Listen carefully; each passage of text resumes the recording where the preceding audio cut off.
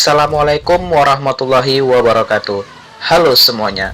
Pada video kali ini saya akan membahas salah satu komoditas unggulan di Indonesia di sektor perkebunan selain kelapa sawit, yakni tanaman kakao.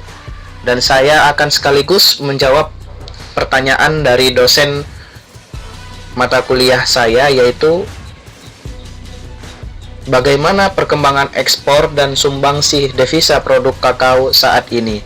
Dan selanjutnya, jelaskan apakah sekarang biji coklat atau biji kakao di Indonesia masih jarang difermentasi.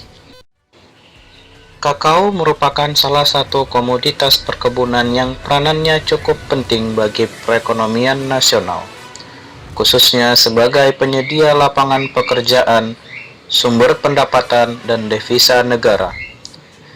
Indonesia merupakan negara pemasok utama kakao dunia urutan ketiga.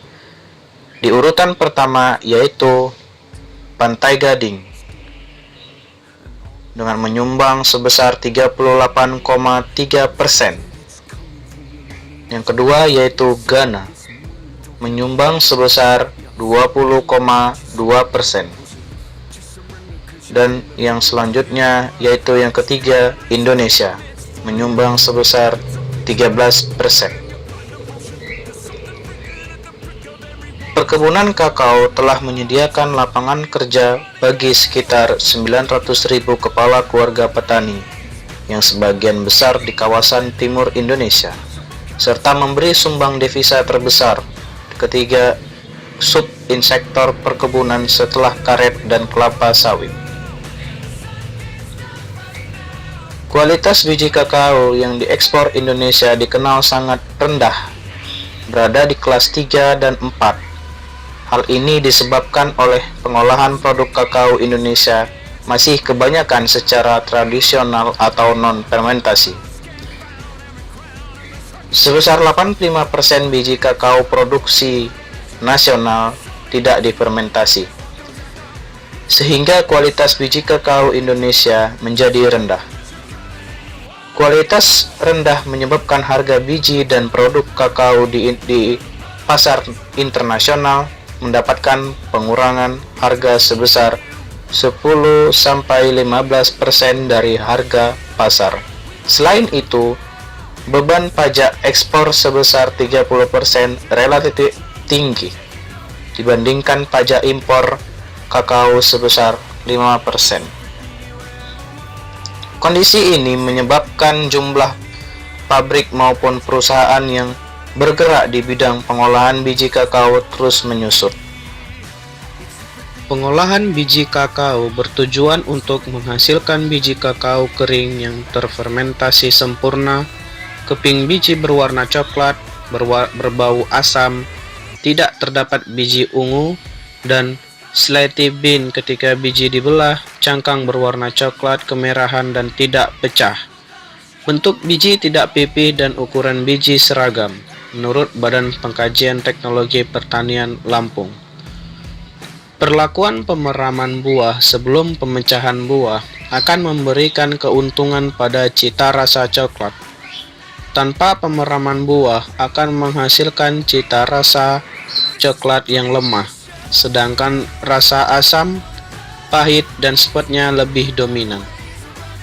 Perlakuan pemeraman buah selama 5 hari akan menaikkan cita rasa coklat, menurunkan rasa asam, pahit, dan sepet. Hal ini dapat terjadi karena pemeraman buah kakao menyebabkan pengurangan kandungan pulp yang melapisi biji sehingga meningkatkan aerasi. Menurut Mayer et al., buah yang diperam tidak mengalami fase anaerobik ketika fermentasi sehingga akan mencapai suhu tinggi dalam waktu yang lebih pendek dengan keasaman yang tidak terlalu rendah dibandingkan buah yang tidak mengalami pemeraman terlebih dahulu. Hasil fermentasi sangat menentukan kualitas biji kakao kering, karena pada tahap ini diharapkan dapat terjadi maserasi pulp, sehingga pulp mudah dipisahkan dari biji. Tujuan lain dari fermentasi adalah terbentuknya asam asetat sebagai hasil perombakan gula dalam pulp yang bersifat maupun mematikan biji. Biji mati akan terjadi kehilangan integritas seluler, menghasilkan tercampurnya antara substrat dan enzim sebagai reaksi yang terpenting untuk menghasilkan prekursor. Selama fermentasi dilakukan, kondisi anaerob dilanjutkan kondisi aerob. Kondisi anaerob dikendalikan dengan penutupan timbunan biji kakao yang difermentasi, sedangkan kondisi aerob dikendalikan dengan pemberian lubang-lubang pada wadah fermentasi. Pengadukan dan fermentasi dalam keadaan terbuka. Setiap tahap fermentasi tersebut paling lama 2 hari. Lama fermentasi diupayakan 4 atau 5 hari. Kurang dari 4 hari hasil biji kakao kering terfermentasi yang menghasilkan rasa sangat sepet dan pahit. Sedangkan bila berlebihan atau lebih dari 5 hari akan menghasilkan biji yang berasa hambar.